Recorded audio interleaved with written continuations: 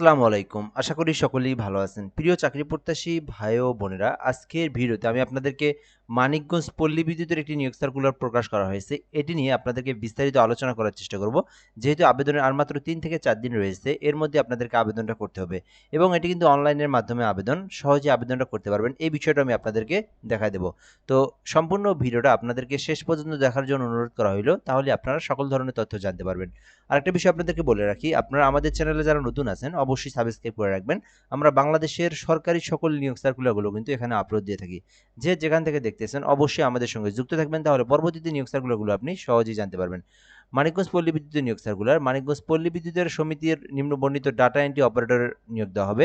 যেখানে বলা হয়েছে শূন্যপদ লোকবল নিয়োগ প্যানেল তৈরি নিমিত্তে যোগ্যতা সম্পন্ন আগ্রহী বাংলাদেশি প্রকৃত নাগরিকদের নিকটতে পদের পাশে বর্ণিত শর্তে যোগ্যতার সাপেক্ষে অনলাইন আবেদনের জন্য আহ্বান করা যাচ্ছে।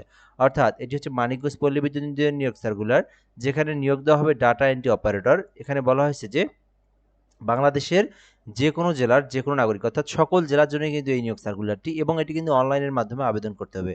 এই বিষয়গুলো বলে দেওয়া হয়েছে এখানে। তো এখানে পদের নাম দেওয়া রয়েছে ডাটা এন্ট্রি অপারেটর, মহিলা প্রার্থীদের জন্য সংরক্ষিত। অর্থাৎ এই সার্কুলারে যদি কেউ আবেদন করতে চান, পুরুষ প্রার্থী আবেদন করতে পারবেন না, শুধুমাত্র মহিলা প্রার্থীরাই আবেদন করতে পারবেন। আর পদের সংখ্যা ২টি পদ রয়েছে। বেতন বলা হয়েছে যে প্রবিশ বেতন কাঠামো ২০১৬ অনুযায়ী বেতন হচ্ছে ১৮ থেকে ৪৬,২৪০ টাকা। তো আপনারা জানেন পল্লী বিদ্যুতের নিয়োগ সার্কুলারের বেতনগুলো কিন্তু অনেক বেশি হয়ে থাকে। তো এখানে আপনার বেতন কিন্তু ৪৬,২৪০ টাকা একটা বেসিক বেতন। এর সঙ্গে আপনার আরও অনেক কিছু যুক্ত হয়। দেখা যায় যে ৫৫,০০০ টাকা আপনি বেতনই পাবেন এই নিয়োগ সার্কুলারে, তারও বেশি আপনি পেয়ে থাকতে পারেন। ঠিক আছে, এটা কিন্তু আপনার বেতন। আর বয়স হচ্ছে এখানে ১৮ হতে ৩২ বছর পর্যন্ত আবেদন করার সুযোগ সীমা রয়েছে। শিক্ষাগত যোগ্যতার কথা বলা হয়েছে এসএসসি সমমান ও এইচএসসি সমমান, মানে এসএসসি এবং এইচএসসি দুইটাই থাকতে হবে, মানে এইচএসসি পাস থাকতে হবে এক কথায়। আরেকটা বিষয় বলা হয়েছে এসএসসি এবং এইচএসসি দুইটাতেই আপনাকে 2 পয়েন্টের উপর আপনার রেজাল্ট থাকতে হবে। এই বিষয়গুলো খুবই গুরুত্বপূর্ণ। এসএসসি, এইচএসসি থাকতে হবে এবং 2 পয়েন্টের উপর আপনার রেজাল্ট থাকতে হবে, তাহলে আবেদন করতে পারবেন। যেহেতু ডাটা এন্ট্রি অপারেটর, সেক্ষেত্রে অবশ্যই কম্পিউটারের দক্ষতা থাকতে হবে, কম্পিউটার টাইপের গতি থাকতে হবে। যারা কম্পিউটার চালাতে পারেন, কম্পিউটার সম্পর্কে বেসিক দক্ষতা রয়েছে, যেমন ওয়ার্ড প্রসেসিং, প্রিন্টিং করা, এক্সেলের কাজ করা, পাওয়ার পয়েন্টের প্রেজেন্টেশন তৈরি করা, এবং কম্পিউটার সম্পর্কে বেসিক দক্ষতা জানা এবং টাইপিং যারা করতে পারেন তারা কিন্তু আবেদন করতে পারবেন। আর এখানে বলা হয়েছে একটা বিষয়, মানিকগঞ্জ জেলা এবং মানিকগঞ্জ প্রবিশের ভৌগোলিক এলাকা স্থায়ী বাসিন্দা নাগরিকগণ, ঢাকা জেলা ধামরাই উপজেলার স্থায়ী বাসিন্দা নাগরিক আবেদন করতে পারবেন না।